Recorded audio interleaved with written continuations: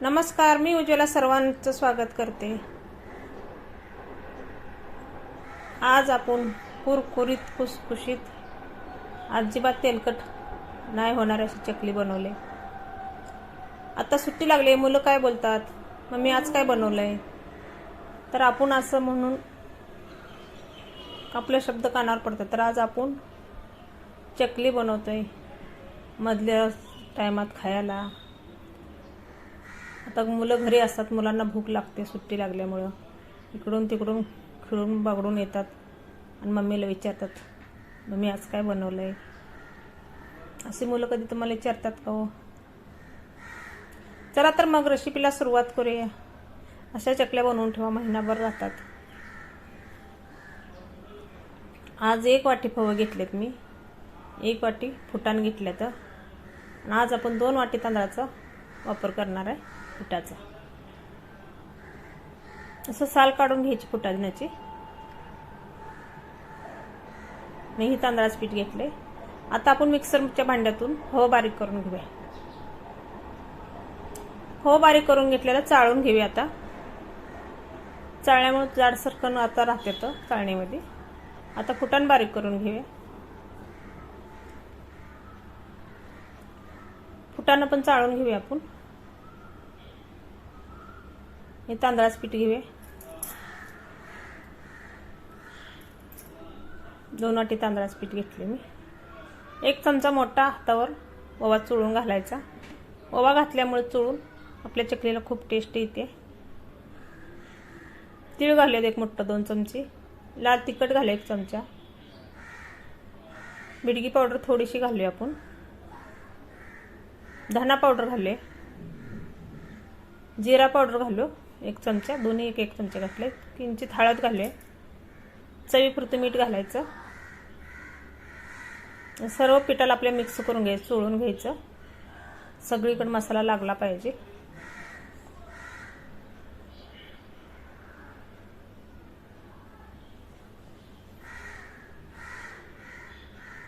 आता मोहन घेतले मी, 2 चमचे कडकडीत गरम करून घेतले, ती ओतूया आपण। गरम असल्यामुळे चमच्याने हलवायचं, हाताने हलवायचं नाही, आपल्या हाताला चटका बसेल। असं कडकडीत मोहन घातल्यामुळे आपली चकली अगदीच कुरकुरीत होते, आतून पोकळ होते। सर्व मिक्स करून घ्यायचं।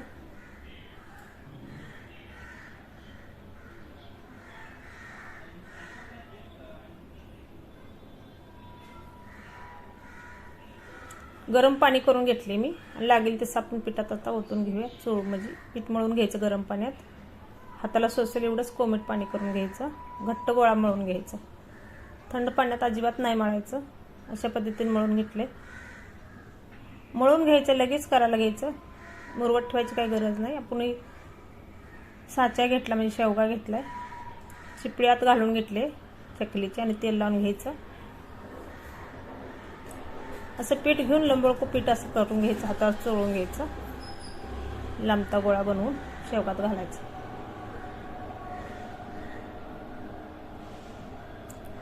ह्या चकल्या खूप टेस्टी होती, त्या अजिबात कुठलीच भाजणी करायची गरज नाही, झटपट चकली आपली तयार होते। 3 साहित्यात ही बनते चकली। अशा पद्धतीने आता पाडून घेऊया आपण। अजिबात तुटत नाही चकली, किती चिकट आले बघा पीठ।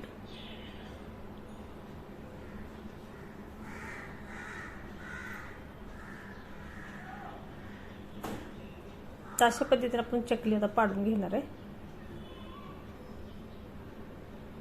ही चकली आपल्याला हाताने तोडायला लागते, अजिबात तुटत नाही। आपण शेवगा किती वरतून धरला तर तुटत नाही।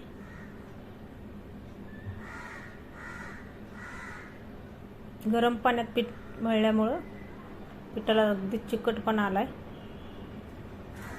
करायला अगदी सोपे आहे ते। आता चकल्या मी पाडून घेतल्या, त्या अशा पद्धतीने मी सर्व चकल्या आता पाडून घेते।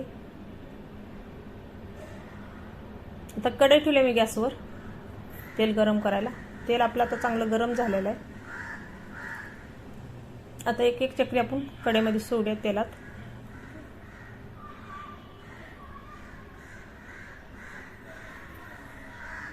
ह्या चकल्या सर्वांनाच आवडणार आहे त्या, अगदीच टेस्टी होते त्या बघा.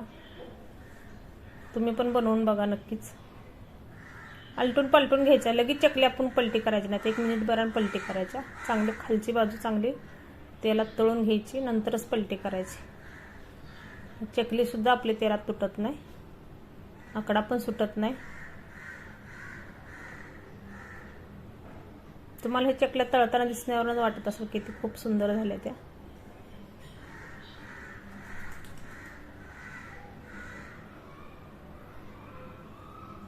तर परत तशीच आपण चकल्या तळून घेऊया राहिलेल्या त्याच पद्धतीनं.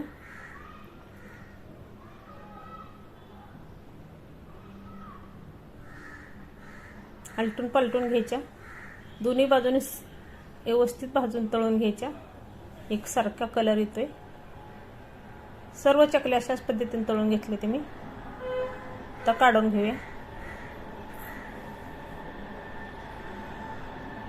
बघा दिसायला खूप सुंदर, खूप सुंदर झाल्या त्या